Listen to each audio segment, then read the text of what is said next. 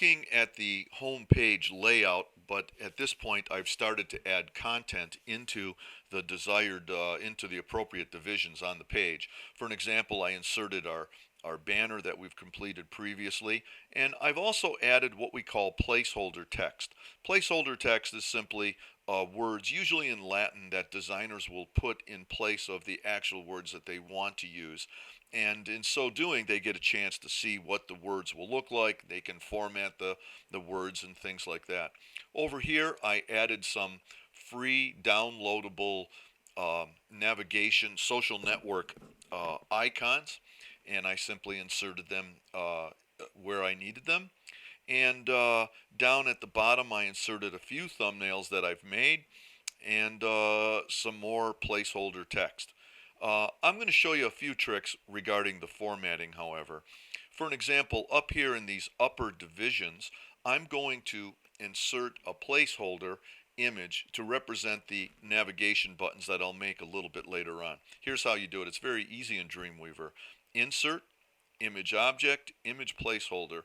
I always make the placeholder a very definite color that'll show up. I happen to know the width and height, and I know that it's got to be 130 by 45 pixels.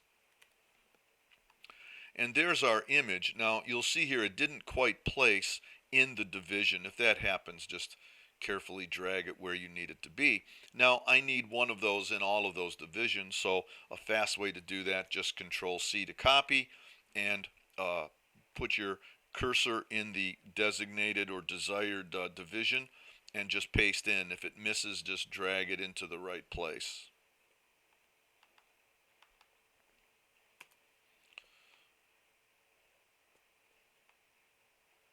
And I'm missing quite a lot on this one, huh?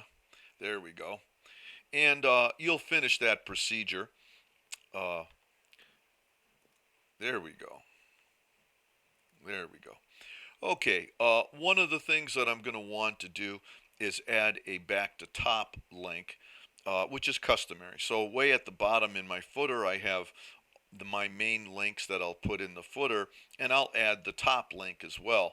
Now to make a back to top link, remember somewhere near the top you need to add an anchor, and all I do is insert up here and named anchor, and I'll give it a very clever name like top. There's the anchor, and now all I have to do is highlight the word top, and in the link bar put a pound sign and the name of the anchor. So we have that actually working.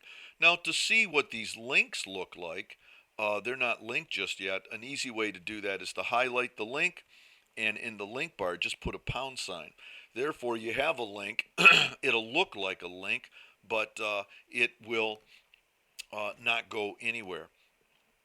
We can add a little bit more. For an example, these are going to be headings. So right here I'll make this a heading 5 or maybe a heading 4. I'm going to go with a heading 5. Usually smaller is a little bit better. You don't want to compete with your main banner.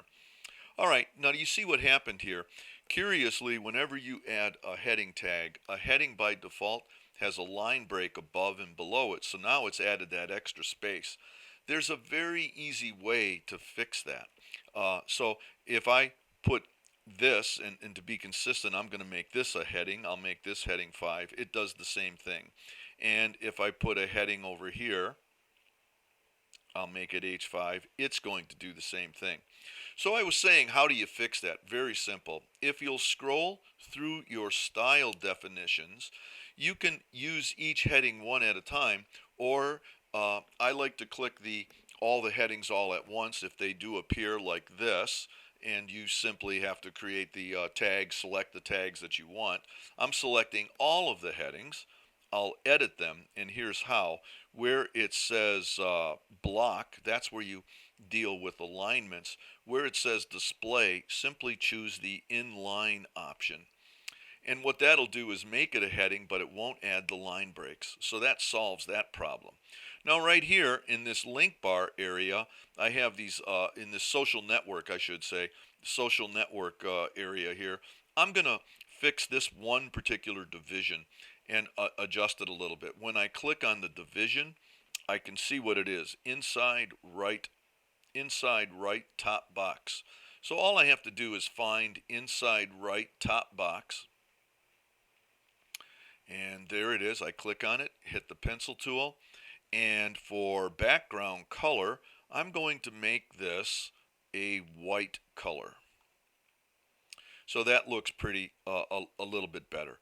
Now in this particular division, which is called inside right lower box, I'm going to change the background color and the text color. So I find inside right lower box, hit the pencil tool, and for the background I'm going to choose one of my custom colors right here. And for the type, I'll make the type a custom color, and the color I'll use is 321111. So now I've created this relatively interesting look right here. Now down at the very bottom, I want this entire footer to be that dark brown color, so I'll find footer, and it's just a question of adjusting things. So I'll click on the footer, and for the background color of the footer, again I'll use that color 321111. That's the hexadecimal number.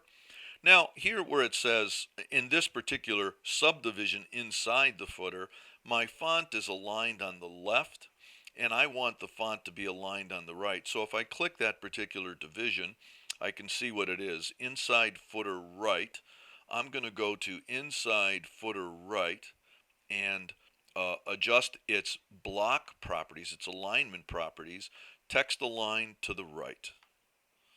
And I've solved that particular problem. Now back to the footer, you'll notice that the words are a little too high. So I'm going to have to adjust padding to push any of the content inside the footer a little bit lower. So I'll find footer. I'm going to edit it. When I go to box, here's where I can adjust padding. I don't want to have padding the same all the way around, but for the top padding, I'm going to add 2 pixels from the top. That'll push everything down 2 pixels, but it'll also make the actual height of this footer 22 pixels. So if I add 2 pixels to the top padding, I'll take 2 away from the height, and I'll get it exactly where I want to go. So gradually you can start to see how this website will look. At this particular point, we're pretty close to being where we want to be. When you are finished adding information to your home page and formatting that information, you must check what it looks like in all of the browsers, at least the popular ones. And I'm referring to Chrome, iExplorer, Firefox, Opera, Safari. Now, here is our actual web page completed, and I'm viewing it in iExplorer. One thing I'll point out, the font you're looking at is the actual embedded font, which we embedded a few steps earlier. It's downloading from Google Fonts, and so you really get a realistic view of what it looks like. You'll see the links, and when the mouse rolls over a link, you can see what that rollover effect will be. That was from our page setup a few steps earlier. One change I will point out to you, or adjustment, in the footer, I set the type size in the footer to be 10 pixels. That's a little smaller than the normal font in the rest of the page. This is a traditional common practice to always make footer text a little smaller than everything else that appears on your web page. Okay, if you'll take one last look, you can see that we're in pretty good shape and we're ready to move on.